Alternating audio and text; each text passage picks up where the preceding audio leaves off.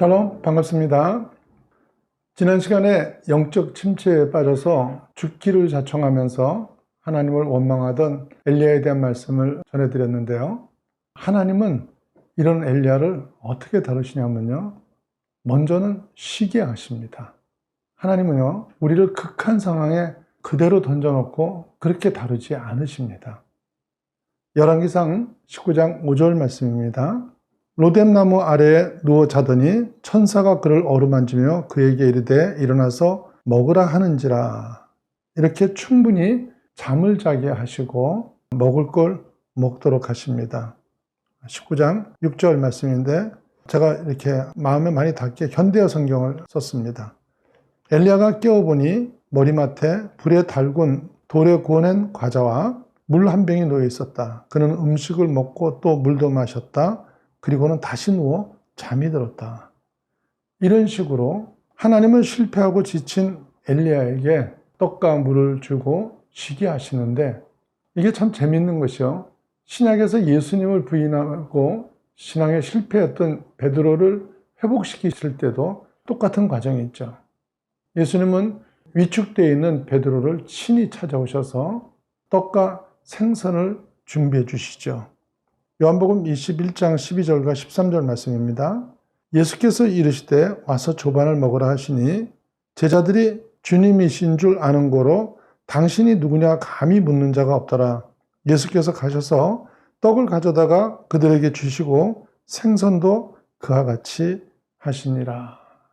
성경 이런 식으로요. 성경의 치유가 사실 거의가 다 비슷합니다. 탕자가 집으로 돌아올 때도요, 너 돈을 얼마나 썼어? 어떻게 그럴 수가 있냐? 어디에 썼는지 뭐 일일이 다 얘기 좀 해봐. 이렇게 하지 않습니다. 아버지의 집에 종이라도 됐으면 하고 돌아온 아들을 아버지는 그냥 부둥켜 안고 소를 잡아서 먹이시죠. 그런데 여기에 우리의 희망이 있는 것입니다. 하나님께서는요, 우리가 영적으로 침체해 있을 때 육적인 문제는 내버려 두시고 영적인 것에만 관심을 두시는 게 아니라 육신의 한계를 벗어날 수 없는 우리를 잘 아세요. 그래서 육신을 위로하고 채워주시는 것부터 먼저 아십니다. 이렇게 일단 육신을 회복시키신 이후에 열왕기상 19장 8절 말씀입니다. 이에 일어나 먹고 마시고 그 음식물의 힘을 의지하여 40주 40야를 가서 하나님의 산 호렙에 이르니라. 그래서 엘리야를 호렙산으로 가게 하십니다.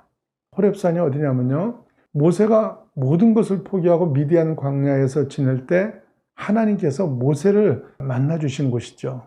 그래서 출애굽기 3장 1절과 4절 말씀 보시면요, 모세가 그의 장인 미디안 제사장 이드로의 양을 치더니 그때를 광야 서쪽으로 인도하여 하나님의 산 호렙에 이르매 여호와께서 그가 보려고 돌이켜 오는 것을 보신지라 하나님이 떨기나무 가운데서 그를 불러 이르시되 모세야 모세야 하시매 그가 이르되 내가 여기 있나이다. 이렇게 호렙산으로 부르시고는 소명을 주시죠. 3장 10절 말씀입니다. 이제 내가 너를 바로에게 보내어 너에게 내 백성 이스라엘 자손을 애굽에서 인도하여 내게 하리라. 이런 식으로 모세를 불러서 소명을 주셨던 것처럼 엘리야를 호렙산으로 부르신 거예요. 그리고는 19장 9절 말씀입니다. 엘리야가 그곳 굴에 들어가 거기서 머물더니 여호와의 말씀이 그에게 임하여 이르시되 엘리야야 내가 어찌하여 여기 있느냐. 네가 왜 여기 있냐고 하시죠. 이건 장소를 말씀하시는 게 아니고 왜 그렇게 두려움에 떨면서 한없이 왜소한 자리에 있냐는 것입니다. 그 하나님이 여러분에게도 말씀하시죠. 네가 거기 왜 있니?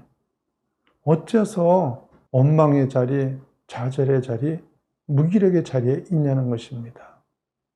온 천하를 다스릴 권세를 주시고 온 세상 걸 누리게 하셨는데 왜 그렇게 어두운 곳에서 비참하게 또 왜소하게 그러고 있냐는 거예요. 대부분 왜 그 자리에 있습니까? 힘이 없어서 그렇죠. 이도 저도 어찌해 볼 수가 없으니까 그런 거겠죠. 이해가 됩니까? 전 이해를 합니다. 저도 그런 시간이 있었죠. 그런데 한 가지 이해 못하는 거는요, 그러면서도 왜 하나님을 안 찾느냐는 거죠. 아무것도 할 능력도 없고 뾰족한 수도 없으면서 왜 내 인생을 하나님께 맡겨보지 않냐는 거예요.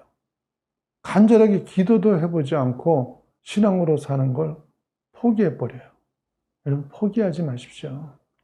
창자가 끊어지는 아픔으로 기도하고도 응답을 못 받아본 사람은 없습니다. 가라는 길로는 한 번도 제대로 가보지도 않으면서 말씀만 불신하는 그런 자리에 서시면 안 돼요. 철저히 순종하면서 하나님의 도우심을 경험해보지 못하는 사람은 없습니다.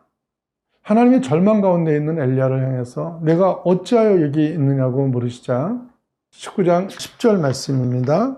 그가 대답하되 내가 만군의 하나님 여호와께 열심히 유별하오니 이는 이스라엘 자손이 주의 언약을 버리고 주의 제단을 헐며 칼로 주의 선지자들을 죽였음이오며 오직 나만 남았거늘 그들이 내 생명을 찾아 빼앗으러 하나이다. 오직 나만 남았다면서 호소를 하는데 엘리야가 실제로 하나님의 사람은 자기만 남아있다고 생각을 하는 겁니까? 그건 아니에요. 왜 그러냐면 18장에서 오베다라는 아합의 국내 대신이 하나님의 선지자 100명을 감추고 있다는 말도 들었었죠. 그러니까 착각을 한 게 아니라 왜 나 혼자 이 고생을 해야 되고 나 혼자 고통스러워하고 나 혼자 이 사명을 감당해야 하냐는 그런 하소연을 하는 거예요. 이게 소위 말하는 섭섭 귀신이 든 겁니다. 교회 일에 열심히 있는 사람일수록 이 문제는 각별히 조심을 해야 됩니다. 엘리야는 자신에 대해 말하기를 열심히 유별했다고 했는데 이런 사람이 공통적으로 겪는 문제가 바로 나만 애쓰고 있다는 거죠. 하나님의 일은 이런 마음으로는 열매 못 맺습니다. 사도 바울의 강점이 뭔지 아세요? 어떻게 그렇게 많은 일을 할 수 있겠어요? 그는 가는 곳곳마다 사람을 세웠습니다. 디모데나 디도와 같은 젊은이가 비록 부족하고 그래서 일이 더디게 진행될지라도 그들을 격려하면서 일꾼으로 세웠던 것입니다. 그래서 그렇게 넓은 지역에 복음을 퍼뜨릴 수 있었던 거죠. 사역은 나 혼자 하는 것이 아닙니다. 교회 일에 이런 생각을 가지신 분이 가장 위험합니다. 루마니아에 리차드 범프란트라는 분이 있습니다. 그 정부의 핍박으로 감옥에 들어갔을 때 이제 교회는 공중분해되지 않을까 하고 많은 걱정을 했었습니다. 그런데 10년 뒤에 나와보니까 교회가 2배로 성장해 있더래요. 이걸 보고 그분이 크게 회개를 했다고 하는데요.